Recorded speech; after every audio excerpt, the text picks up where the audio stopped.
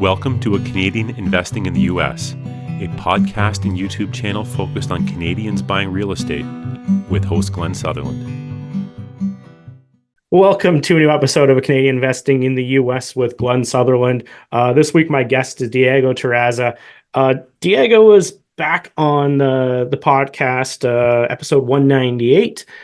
So if you like this conversation, maybe go check out the other one. The other one, we were talking more about Cleveland, and this one, I think we're going to be more on the Florida direction. But Diego, you want to give everybody a bit of an intro to yourself? Yeah. Hey, before we get going on this podcast, I wanted to let everybody know about the conference I'm holding again this year. So this will be the second annual Canadian Investing in the USA conference. This year, we're going to be focusing on single family. Last year, we focused on multifamily. So this year, we're going to be talking about all the creative strategies to buy real estate with no or low money down in the United States, how to get your corporate structure set up, how to pick your market, set up your teams. We're going to go over all the basic stuff. We're going to be talking about the advanced stuff, the subject twos, the seller financing, all of the fun stuff as well. So if this is of interest to you, Doubletree Hilton, Toronto Airport in Mississauga or Toronto. It's on September 14th. I hope to meet you all there. Let's shake hands. Let's do some real estate. And there's going to be a ton of people. This is going to be a much bigger event than last year. So there'll be a ton of networking, talking to people who have already done it, picking their brains. So I think there's going to be a huge upside to this event. You can pick up your tickets at glensutherland.com/conference. And there are some advantages to getting in there early. We're going to include a free lunch for the early birds. And we're also going to have a cheaper ticket price. So anyway, jump over there, pick up your tickets. Back to the podcast. Yeah, thanks for having me here, man. Absolutely excited to be here again. My name is Diego Terraza. For those who don't know me, back in 2020, started wholesaling here.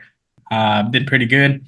And then just started my own investing. And then, as interest rates went up, just started moving a little bit to the US side.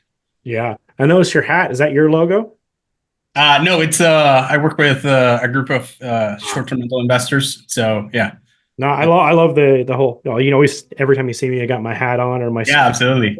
Yeah. I just thought I'd ask. Anyway, so when we were talking last time, you were talking about, as your story went, you were going from Ontario wholesaling into Cleveland, and then from Cleveland, let's continue the story, or maybe even touch on Cleveland, and then we'll move along. Yeah, so Cleveland is going good. We've got a couple of units down there. We're still fixing up some stuff. Definitely an interesting market. The last unit we bought, we messed up and we didn't do a lead inspection, and it came back with lead. So we have to redo everything. The units were perfect, and then once we figured out and they did the inspection, then surprise, surprise, right? So $20K mistake, not fun, but we're getting it done. But before you move along on that, what's involved in that? Do they have to scrape it all? Or? Yeah. So they thought they could scrape it off. So they did like a wash on the walls, windows and everything. But the plaster was so old that it started falling off. Oh. So once they did that, then the lead inspector said no, you guys got to redo pretty much everything. So it's pretty much turned down walls and just pretty much redoing the whole interior of the thing. Which is not bad. We got it at a good deal. So Anyway, sorry, no, I was just curious. We don't have to go into your pain too much. Just some mistakes, but you learn and you live. Okay. From there, man, I decided to kind of look a little bit more into the creative finance world. So I got into Pace Morby's, listened to Pace Morby one of his podcasts, and then I was like, this is fantastic.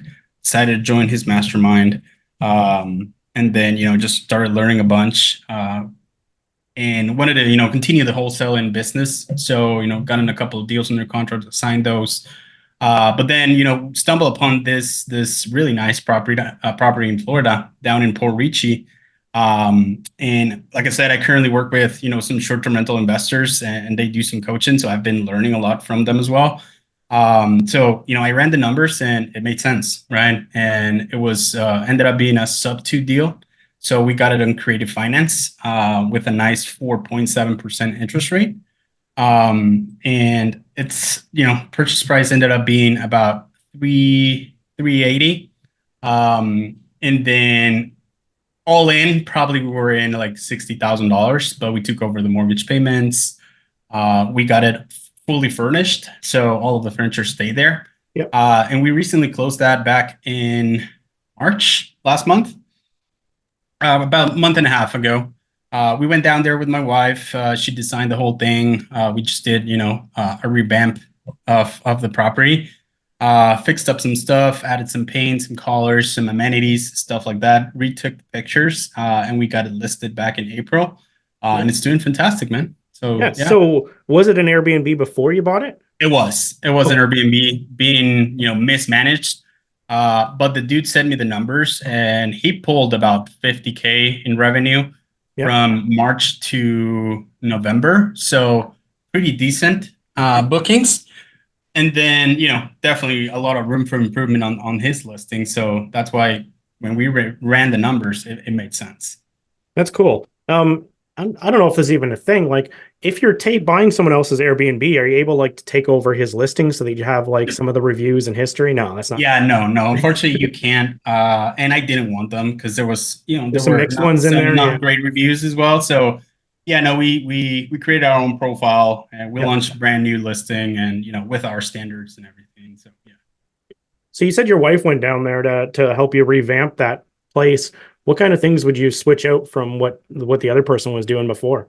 Yeah, so lots of things that you need to consider when you're doing there, but you really want to focus on what the amenities, the location, and really the experience, the overall experience that people are going to have on the property. So overall, I think the Airbnb just the short-term rental, just the panorama has changed really, and it's not longer about just setting up a place and here's some pictures and that's it. Yeah, it's more now like you want to create something really nice, and then really you have to focus a lot on hospitality now. On here's a really nice experience you're gonna have. Like, take my property instead of a hotel, right? Yeah. So we added new color, new bed in, way more comfortable bed in. And then the furniture and everything was not bad. So it was really just adding some color. Just making things nicer, adding more amenities, and just overall, we repainted the kitchen and just added more nice stuff, right? Just for the pictures. Oh yeah, and then sometimes I've seen Airbnbs that the photos have all been done by the owner instead of a professional photographer. Exactly. You can make it look like a million times better just by getting better photos. 100%, and just with better pictures, like this dude, the first picture is kind of like your showstopper picture for Airbnb. And this dude was a picture of the pool, but it was all blurry. And it just, the pool looked dirty. The floor around the pool looked dirty as well. So I power watched that, and that just made a whole difference. Oh yeah. And everything. So, those small stuff, it was really neglected, right? We got there. There was definitely a pest, lots of roaches. So we had to, call pest control, really do a good pest control, and then just leave kind of for a day or two just for them to die. And now we just continue the treatment, but yeah, it was just neglected. That's great. So whenever you're going down there to or you're doing it possibly over the phone, when you're negotiating for this to do a sub two or seller financing or whatever kind of strategy you decide to go with, how did that negotiation work? Did you start with that kind of offer, or did you start and it progressed to there? So this was brought to me by a friend that also wholesales, and he knew that I was kind of looking into some short-term rentals as well. Mm-hmm. The house had been sitting for 185 days in the market, right? So that's what's happening a lot right now in Florida. A lot of properties are just sitting for a long time. Insurance costs are definitely higher, so lots of people not buying in Florida right now. Yeah. And he pitched the idea of subject to. They didn't have a lot of equity, so we ended up just negotiating with the agent. We told the agent, we'll get you paid. We'll get the seller some cash just so that they don't walk empty-handed. we'll pay the closing costs, and then we negotiated the price for the furniture. Okay, so you That kind of was about started it. with that right from the start. That's good. Yeah, exactly. And Like then we so pitched the idea of like us taking over the mortgage payments, and then we explained the whole process, and they were like, "Yeah, that works for us. Like, let's just negotiate the price for, yeah, for the furniture and stuff like this just popped in my head. But a second ago, you said it was like vacant for like what did you say, 100 days or something like that? that." It What was was? sitting on the market, not vacant. It Oh was no, it's sitting on the market. Okay, I was sitting on like, the market, that just doesn't in sound like a very the. successful Airbnb. I Yeah, was no, no, thinking. no. It was just 185 days active, like in the MLS, Yep. but no offers. So it did have pretty decent bookings, so that's why we decided to pull the trigger on it. Okay, and so you're taking over like maybe we should have defined this at the start. When you're doing a sub two, you're taking over the other person's mortgage. So you said I think my numbers in my head are right. About 60K you had to put down on it.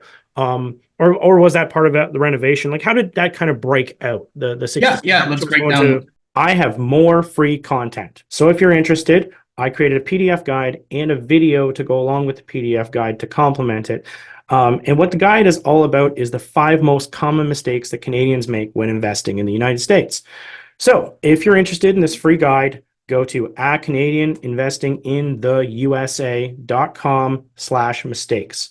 And let's go back to the podcast. And it's free. Yeah. I'll explain a little bit the process of the sub two. So subject to the current financing that they have. So on closing, like it just gets on the closing HUD, the balance of the mortgage just gets transferred as a credit to you, right? So you're taking over. The mortgage stays under the seller's name, but I take over the mortgage payments. We do this with a third party servicing company. They take the money out of my bank account and they service the loan. And then really the 60K was assignment fees. They had around $30,000 in arrears. So Like tax arrears or? no, just late payments on the mortgage. So Oh, okay. yeah. So what we did was they did a loan modification, and they just pushed those $30,000 to the end of the mortgage, and then around 12,500 was negotiated for the furniture, and about I think it was another $20,000 for the mortgage for the seller's agent and some cash to the agent, and then closing costs ended up being about like on closing about around $57,000, and then we invested about probably like $5,000 more in just amenities and all that stuff that we went down there to fix up. Okay, so you're paying all the costs. Did the actual like previous owner, did they get any cash out of the whole exchange? I think maybe like 5K probably. They didn't have a lot of equity, so yeah, it was they walk away with the 12,500 for the furniture, and maybe like 5K on their pocket. Okay. Did you have any issues doing the loan modification? The reason I ask is I've done some sub twos myself, and I'm always terrified to call the bank because I don't want them to call the note. Did you have any issues with calling and saying, "Yeah, I bought this property, but the other previous owner still has the mortgage"? Yeah, no, the transaction coordinator did it, and they do it kind of like as helping the seller. So once that is done, then we proceed with the When you say with the transaction purchase. coordinator, are you talking about the title company? Or are you talking? No. So a transaction coordinator is pretty much the person that takes care of. It's somebody who's really knowledgeable on like all the subject to paperwork and Okay, so like everything. would that be the servicing company then? No, it's just it's called a TC, a transaction coordinator. They kind of Okay. like go over like helping title and everyone just kind of like navigate the whole process and making sure that everything goes well. So they called the bank with the seller on the line, and they're like, "Hey, we're trying to help this person. Let's see if we can modify this loan. Just push everything to the back, and we'll start making the payments again." And they successfully did that, and then we proceeded with the purchase. That's good. Yeah, because the banks Yeah. are in the business, so they want to get paid and they more Yeah. property. Yeah, exactly. Awesome. Yeah. I was going to ask more about the loan modification, but you kind of just tackled that. It's one of those things that Yeah. I've done sub twos, but I've been scared to modify the loan at all. Yeah, no, I feel like the loan modification is not the scariest part. I think the insurance part is the one that scares me the most. Because that's where, banks kind of like when you change that insurance like policy, that's when, the banks are like, let me check the title, right? And then they see that the title is no longer in the seller's name, and then they call the due the due on sale. Yeah. So I think like that's the most scariest part is that insurance part. So yeah. So I'm guessing whenever you were negotiating this sub two, you asked the previous owner for, how much they were paying in insurance. Yeah. How much did it differ for what you were paying insurance from what they were paying in insurance? So nothing right now. Just we were added as additional insurers on the property. We're gonna let it kind of like sit for a couple of months. Yeah. And then we're gonna get our new policy, and then we're gonna be the primary insured, and then the seller is gonna be the additional insured. Wow. But we're gonna wait a little bit just to not trigger anything. And we've been working with insurance agents that have deal with sub two. So they really know what they're doing. So they don't call the due on sale. But the it's not going to change a lot. It's probably going to be, probably like $1,000 more expensive on a yearly basis, which is not bad. But at the end, the PITI that this seller had was around 2,100 a month. Yep. So it was pretty good. That's taxes, insurance, everything. So it was pretty good. Cool. And this has popped in my head because you were working in Cleveland before, so you would have had a Cleveland entity. I've heard about people going both directions if they get permission to operate in Florida, or do you just set up a whole new entity? No, I set up a whole new LLC for Florida. It's just easier. I asked Ali, hey, what should I do? Right. And then he was like, just create an LLC for that. Your LP is going to still kind of be, it's going to flow everything through your LP, but hold that property on that Florida LLC. Okay. So yeah, you did the structure where you have the LLC on the bottom to hold the properties and just have to. Yeah, exactly. It's like what's the term for it? But anyway, you just can't keep the money in there. It's like a flow through. Flow through. Yeah, exactly.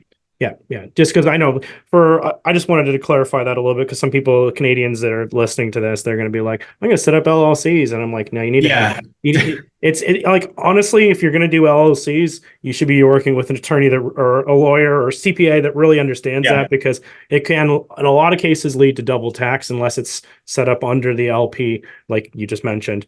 So I just wanted to put that like hard out there so that people don't like take this might take my advice and call me later like, you screwed me up. No, like you gotta do this right. I usually just say it's complicated, just avoid it. But if you have somebody on your side that really understands it, then you should be. 100%.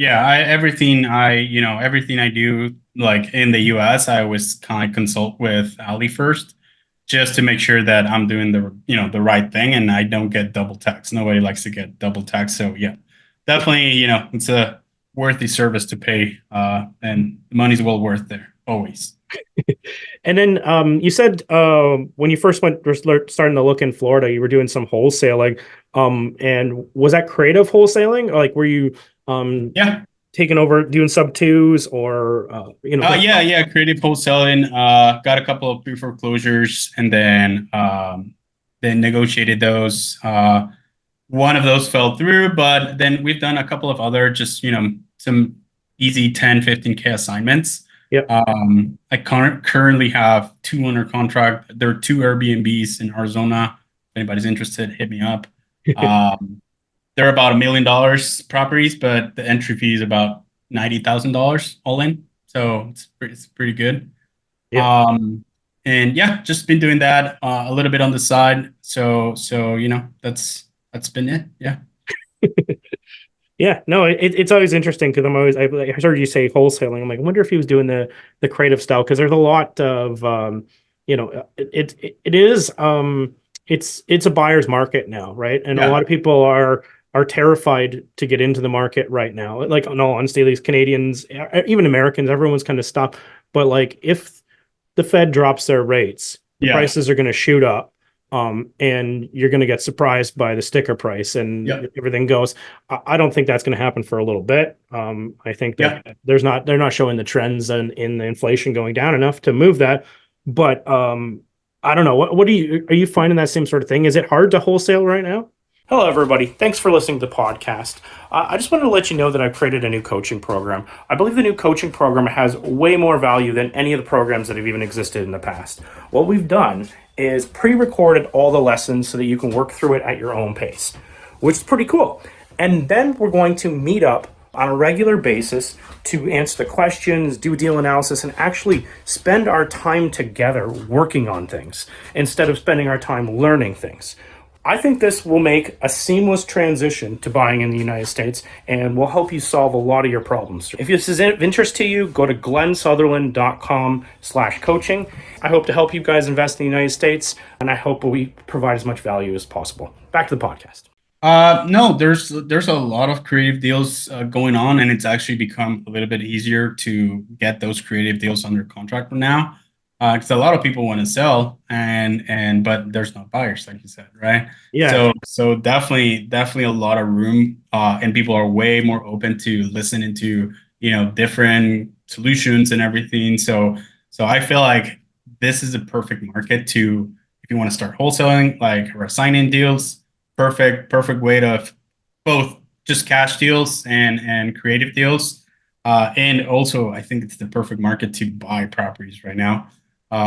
Because what you said, right? Like right now is when you want to buy properties and not when interest rates go down again to 2%, right? Because everybody was making, money when interest rates was 2%. It's right now that it's 7, that if you can find those good deals and just hold on to them, then, once interest rates hit down those low numbers again, then you're going to, benefit from all of that. That was the other reason I bought this property. It was like, I don't care if I break even on it. I'm not breaking even. We're actually cash flowing, so it's going good. But if we break, I told my wife, like, if we break even, either way, like when interest rates go down again, all of that area is going to appreciate, and people are going to start buying again. We could, cash, refinance, whatever, right? Yep. So yeah, definitely. So I feel like great market for creative, finance deals, and then cash deals as well. People are getting, desperate. So they're also willing to, drop their price. So it's just taking, some action, making some calls and pitching your offers. Yeah, and it depends how much fast they need this money too. Yeah, exactly. Like since we're talking creative stuff, like right now there's huge opportunities for like contracts for deeds also, because then you could take those over and then you could set your mortgage up, lock in your price now. Yeah. Basically rent the property and re-rent it, and then do a wrap, and then in the future when the prices or the rates come down, then you could exercise your take over and finish the whole thing. Absolutely. Absolutely. Lease options. There's so much. The creative stuff is excellent right now. Yeah, because you have seller finance, land contracts, you got subject to, you got lease options, so many things that, so many creative ways that, if you just kind of like educate yourself a little bit on it, the possibilities of getting great deals is, just right now it's unlimited, right? And if you don't have the money to take down those deals, just assign those deals to somebody that does have the money. There's people buying like a lot of deals right now, creative. So if you can, get really good at finding creative deals, you can assign those really easy. And the beautiful thing is, like, for all of the Canadians that are listening to us, is with subject to, I didn't have to apply for credit. I didn't have to, put a down payment. I didn't have to go through the whole, lending process. I literally didn't use my credit, anything like that, to buy a property in the US, and I got a 4.7% rate, right? That doesn't exist right now, right? So for all the Canadians, that's your solution to buying properties in the US via, subject to. It's because you don't need your own credit. You don't need anything. You literally just need to have the money. So if you're sitting on a lot of equity on a couple of properties here in Canada, might as well just, maybe cash out and then just deploy it on some creative finance deals down there in the US. Yeah, no, that's exactly it. Yeah, because otherwise, what often is killing some of these deals from making them work is the higher interest rates. Yeah. And so if you can take over somebody else's that's set up, and honestly, the best interest rate you're going to get is going to be someone else's. Yeah, absolutely. The second best might be the Canadian banks, and then you're onto the hard money or foreign national lenders. Yeah. But that is going to be the best rates you're gonna inherit. Absolutely. Yeah. Yeah, and there's a bunch of 2%, 3%, 4% out there that want to sell. Just found a new website called withrome.com. And I think they're pulling data, like public data, of all the mortgages, but it's all assumable mortgages, but that doesn't mean that you cannot pitch that creative finance deal. So lots of deals in there that, VA loans, FHA loans, all of those that have 2-3%, that will definitely work at 2-3%. They definitely work even as long-term rentals, when, at 7% might not work. Right. So Yep. And the perk is when you're mentioning those is if you're buying properties that have went through the VA program or the FHA program in the last, anyways, fairly recently, then their inspections are intense when they're buying those. Like if you ever sold properties to those programs, so it's had a more, compared to buying like even a turnkey property, it may not have the same standards that have had to be met, at least at that time. Who knows what's happened since then, but at one point they had to meet those requirements. Yeah, absolutely. Absolutely. There's huge advantage. And the beauty is that you can do subject to on, VA loans and FHA loans. So it's perfect. Ends up being perfect for Canadians as well. That's awesome.